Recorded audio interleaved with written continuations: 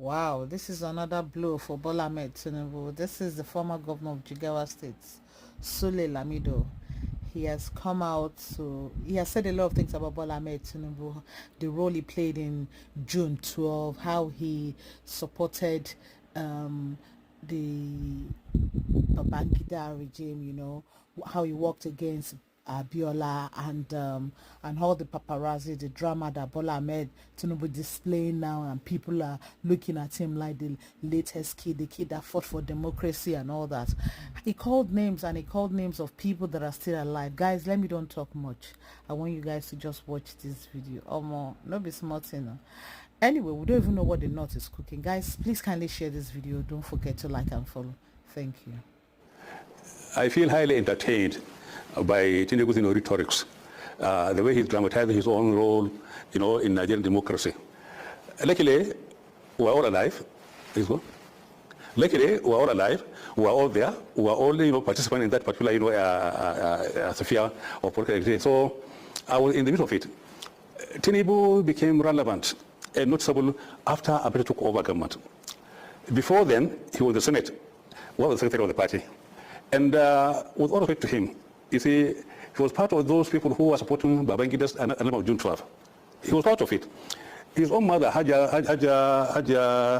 Mogaji from Lagos, was organizing Lagos Muslim women to come to Abuja to pledge, support for Babangida. I'm saying this because it's simply history. I mean no harm. I mean don't mean to embarrass him. But they say he was actively handing gloves to Babangida.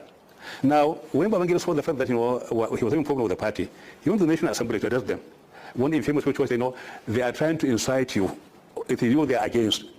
Tinubu was there, and Ayu became very, very firm and strict on the issue of June 12. He called a meeting, then being the only senior elected person in government at that time, as Senate President, he convened a meeting in Edo, in Benin, we went there with the governor, where we went there and reaffirmed our commitment to June 12. All right? Babangida was so angry with Ayu. When he came back, he removed him and put in a better arrow.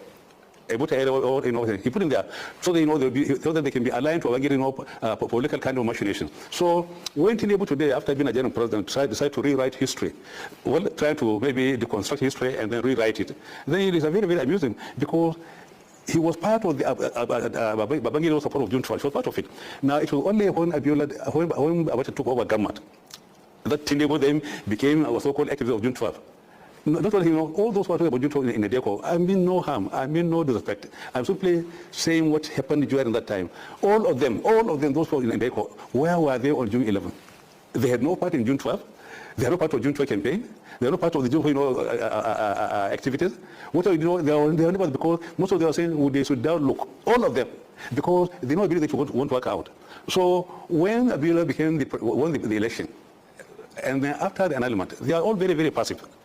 But suddenly, after Abacha came on board, removing Sonikam, they became activists. They formed Nadeko. Nadeko was opposed to Abacha, was opposed to election formation. Nadeko was something which was formed, to fight Abacha, not to fight democracy, not to fight June 12. So whatever Tinubu do today is simply reconstructing history the way he thinks is going to fit his own political interests. But then obviously, he was a major supporter of Babangida. Ask Babangida. Ask him. So when you talk about, already June 12, what are those characters?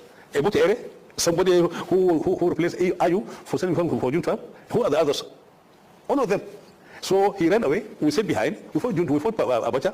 I was detained, because of my fight, but I was detained. He was detained. So all of us, Adamu Churuma, Bola Ege, Yoche Ayu, and many others, Bagaji, all of them were there. We fought Abacha. We fought him because we were willing to risk our lives. Tinubu ran away. He was not in the country. He only came back after the whole thing was, after the call was very, very clear. So what I'm saying is, those advocates of June 12, they are more concerned with the bath water rather than the baby. They are more concerned because most of them were at the end of the meal when the product was being processed. They simply picked up the product. The process which produced the product, they are not there. They're not part of it. They only pick the product.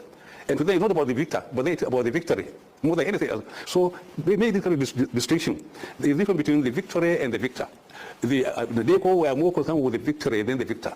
As far as they're concerned, the bathwater they are trying to use, they are trying to hang on to their own kind of riding on top to reinvent history in Nigeria. Otherwise, I feel embarrassed for the president, for the way he's talking, honestly. Ask anybody. Go ask anybody. We're all there. Ask Ayu, ask Gergana. They're all there. Ask Bangiwa. So what is happening today in Nigeria is simply something very, very laughable. You know, people, you know, who had no political pedigree, who had no political history, who are not fight with the freedom fighters, are now at the forefront fighting for Nigerian democracy. It's so laughable.